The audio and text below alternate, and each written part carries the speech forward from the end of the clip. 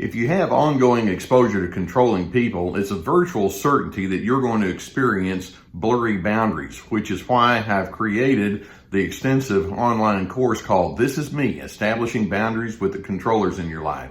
There's a link below that will give you all of the details, and I hope that you would find it therapeutic.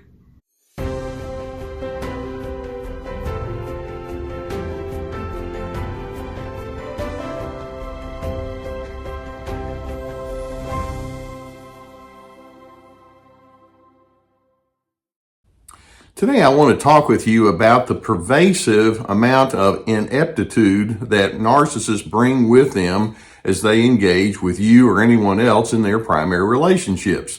Now, before we get to that part, let's just kind of come up with a little compare and contrast with respect to what healthy relationships require as opposed to what the narcissistic pattern of life brings. When we talk about having healthy relationships, there are a multitude of good ingredients that we can focus on.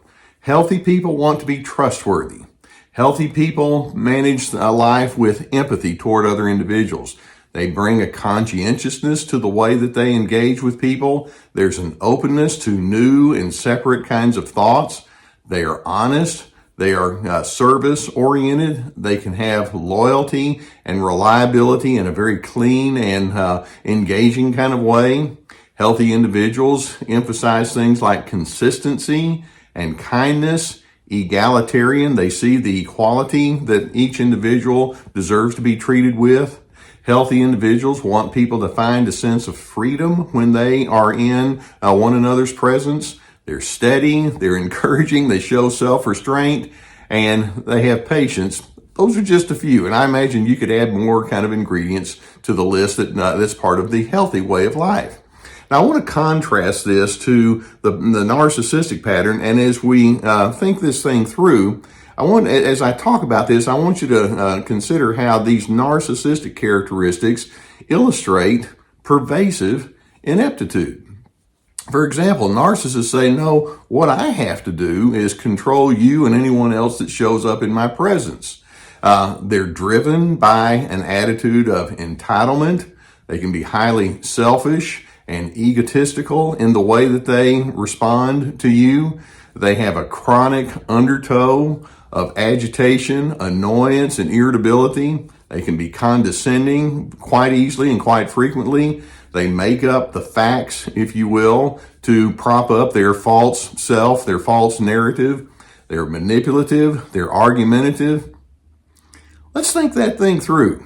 That is not a clean and that is not a mature manner of life at all. But then when we go back to our word ineptitude, I want us to get a sense as to what that means. When we say that a person is inept, we talk about a general overall lack of competence that they bring to the equation. Narcissists are terribly incompetent when it comes to doing life well and managing relationships well, which is why, by the way, they tend to have a long history of broken relationships and strains and difficulties, but somehow or another it's always the other person's fault. Being inept means that there's an overall sense of inappropriateness that you have. It means that you are an unfit person. You're unsuitable to the circumstances and challenges in front of you.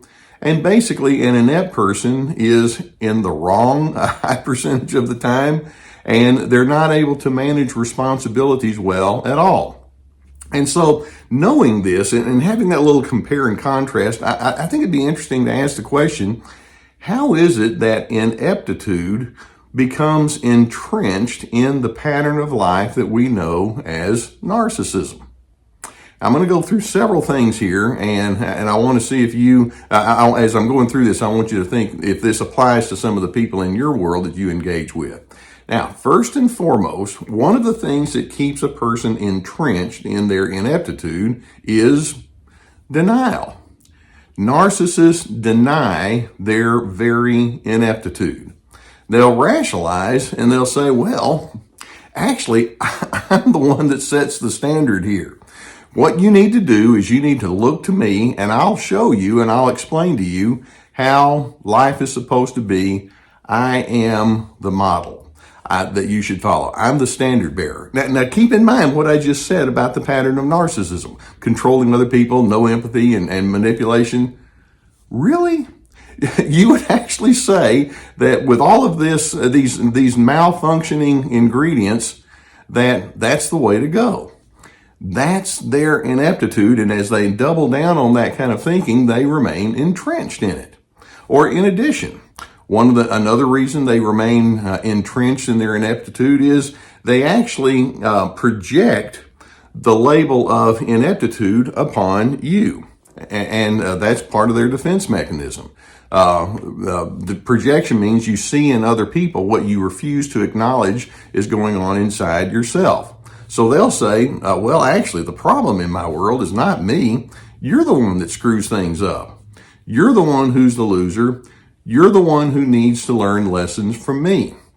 And so you may be over there thinking, no, look, I really am committed to all those healthy characteristics that Carter just described.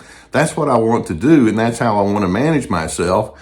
And they'll be over there thinking, you're just such a knucklehead. You don't know anything, do you? I just wish that I could make you see how inappropriate you are. That's their defense mechanism. That's their projection.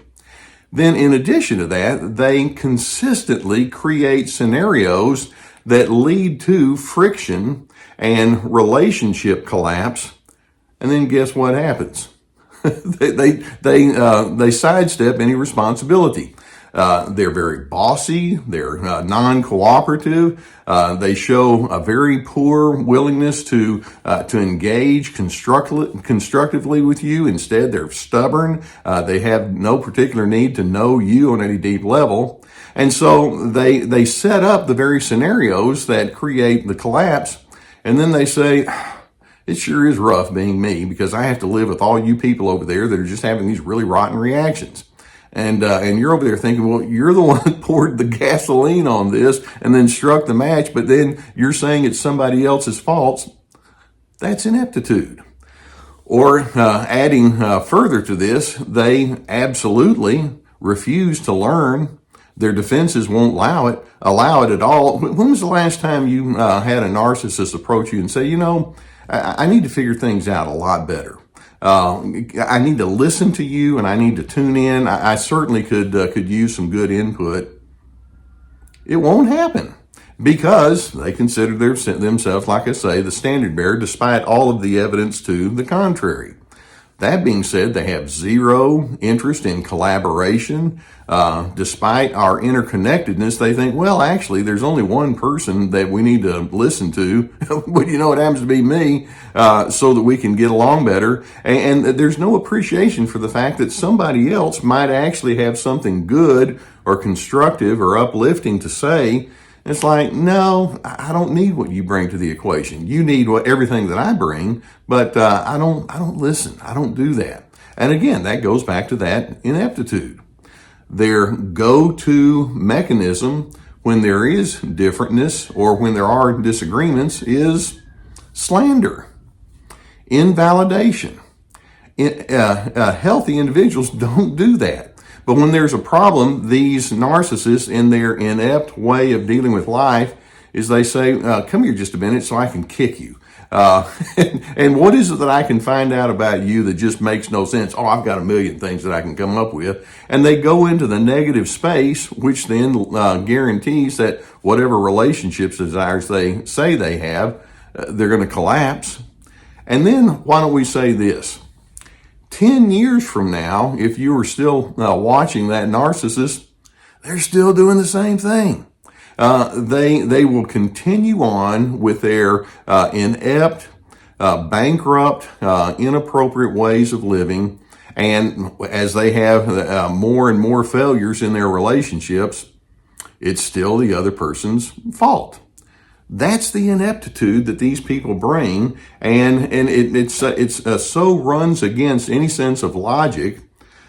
My reaction when I see this and when I encounter people that just narcissistic individuals who just simply won't learn is, are you that dense? And the answer is, yeah.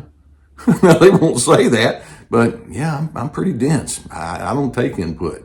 Or I might just say something like, are you just not able to adjust even a little bit, so that you can take responsibility for some of the strains that come into your life? And their answer is, no. Why would I need to do that? I don't need to adjust.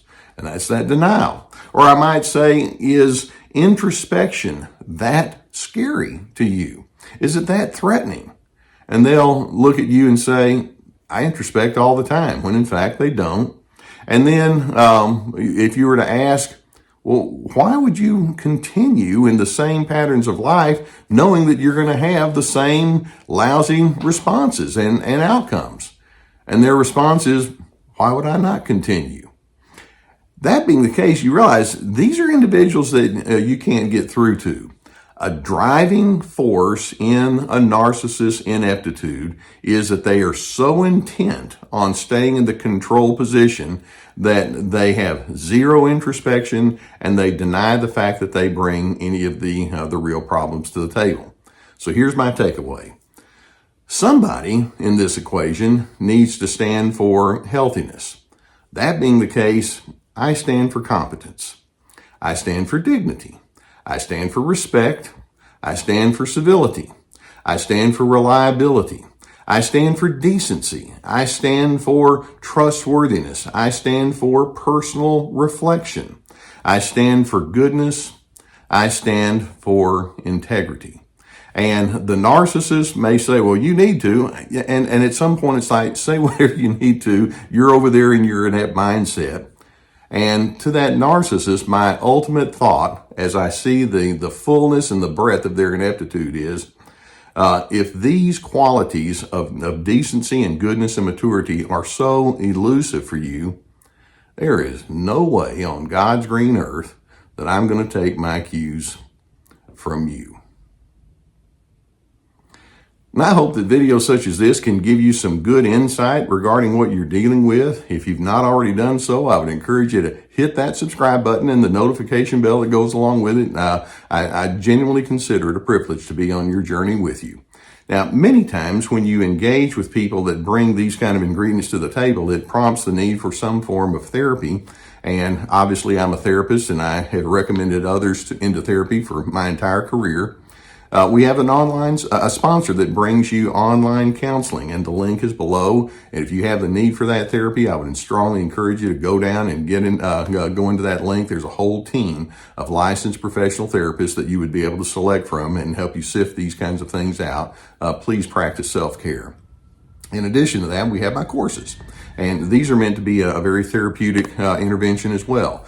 Each course has This Is Me and Free to Be about boundaries and then finding yourself. Each course has multiple videos and teaching points and questions that guide you through the growth process. In addition, we have my books and other resources below. Okay, let's just admit right up front, you're dealing with people that just make no sense, and they have that general overall lack of competence. So that being the case, I'm hoping you can see yourself as being very distinct and other from them, so that you can be someone that says, I stand for that steadiness that's going to lead me to my place of peace.